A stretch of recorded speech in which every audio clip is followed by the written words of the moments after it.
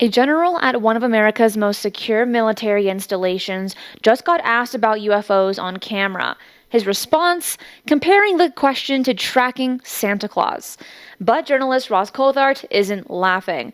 On the latest Reality Check Q&A, Ross breaks down what's really happening at Cheyenne Mountain, addresses the ongoing drone situation across Europe, and we're also going to examine why congressional UFO disclosure laws just failed for the third year in a row, and what that means for transparency. As always, I'm here to report the information without bias, and you can decide what to believe. You can find all the sources in my detailed articles at ufonews.co, along with in the description box below. Hey ufologers, I'm Cristina Gomez, and welcome to this episode of UFO News Updates. Recently, News Nation correspondent Brian Enton visited the Cheyenne Mountain Complex in Colorado and asked a direct question to a general and historian about unexplained sensor detections. Their responses were dismissive at best. Are there things that your sensors pick up that you can't explain? I thought you were going to ask me about tracking Santa instead of UFOs, Yeah. but that we do comes that next. too. Yeah, we do that too. Can you officially say no aliens? I can officially say there's nothing in the historical record about aliens being in here. So as you'll see, Megan, that was a pretty naff response from both the general and the historian. They're obviously covering up. But here's what makes this exchange significant. Just weeks ago, former U.S. Air Force intelligence officer Case Best told Ross about strange sightings near the exact location. According to Case, multiple personnel witnessed unusual phenomena around the Cheyenne Mountain Underground Nuclear Defense Complex. This is not just some random military base. This facility houses NORAD and U.S. Northern Command, responsible for aerospace warning and defense of North America. Ross references specific incidents that NORAD has documented but rarely discussed publicly. It's kind of sad. There'll have to come a moment one day when there's not the default to ridicule and stigma and taboo attached to the UAP subject.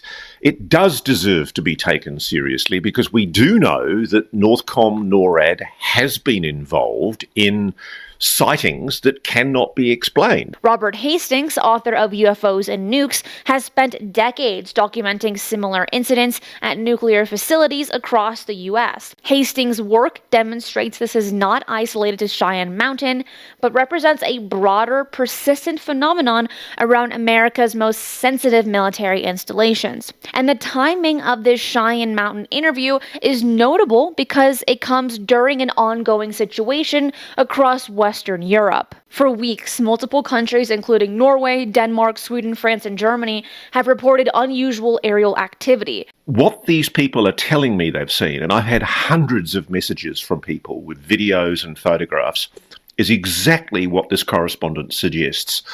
Orbs, spherical, orb-like objects. And this is very, very common. I've had messages from Norway, Denmark, Sweden, France, Germany. People are telling me they're seeing these weird spherical objects, often reasonably close, like within 100 and 150 feet. There's no discernible noise. There's no propeller. There's no jet. There's no engine noise at all. These objects are moving soundlessly. When they do move, they kind of have a glow from within. Ross highlights a critical discrepancy. While governments and media immediately labeled these as drones and suggested Russian involvement, eyewitness accounts describe something quite different. Witnesses report silent, glowing spherical objects, some as large as a passenger aircraft, moving at impossibly slow speeds or hovering without any visible means of propulsion. And these descriptions do not match conventional drone technology.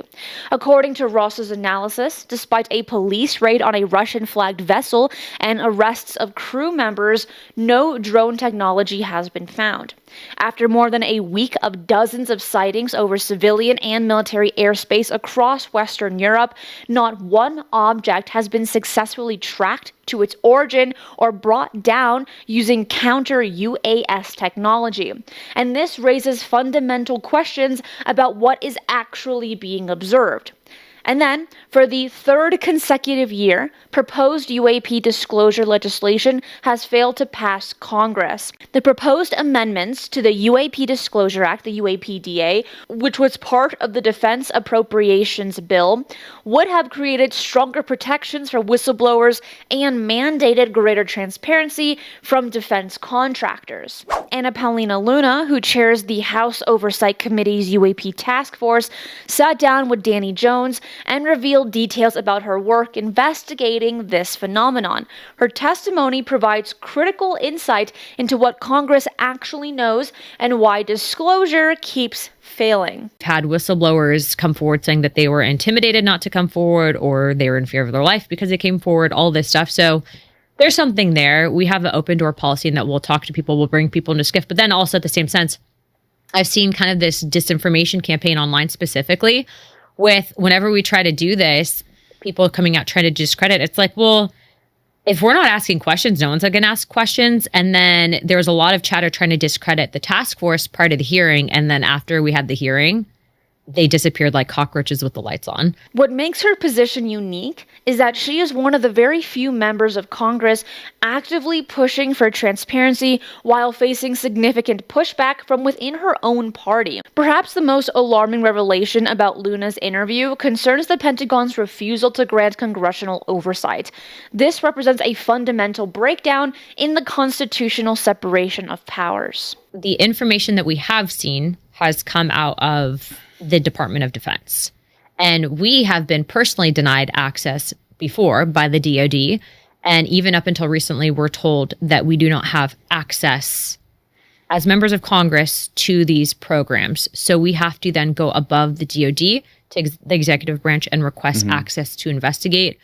But there have been other agencies that have briefed us on certain things. And I already know that these things are out there. So I'm not it's not changing my mind or perspective. Let that sink in. Elected reps with top secret clearances who are constitutionally mandated to provide oversight of the DoD are being told they can't access certain UAP-related programs. Luna explains that they have to go above the DoD to the executive branch and request access to investigate. This confirms what whistleblower David Grush testified under oath in 2023, that UAP programs have been hidden from the congressional oversight through improper classification and compartmentalization. What do you think is more likely? That these are ET craft, interdimensional beings, or something else entirely? If you enjoy UFO news, updates, case studies, and interviews, and you will like this channel, hit that like button, subscribe, and share this episode with those you want to keep in the know with the latest UFO news. When pressed by Danny Jones about what she thinks these phenomena actually are, Luna is careful about what she wants to say, but slightly revealing. She explains her perspective has evolved through exposure to declassified information and witness testimony. And the whistleblowers that I've talked to, the ones that Grush explained it the best, but never calls it alien, interdimensional. Maybe. What's interesting is based on the videos that are publicly out there, these things are operating in a way that defy physics as we currently know it. So there is some there to this, but I'm just going off of what I've seen and what evidence has been presented to me, and then testimony from whistleblowers. Do you think the government will ever voluntarily disclose what they know about UAPs, or will it require continued pressure from whistleblowers and Congress? I'm Cristina Gomez, and that is it for today. I will see you again tomorrow at 10 a.m. PST for another UFO news update. Be safe, and remember, keep your eyes on the skies.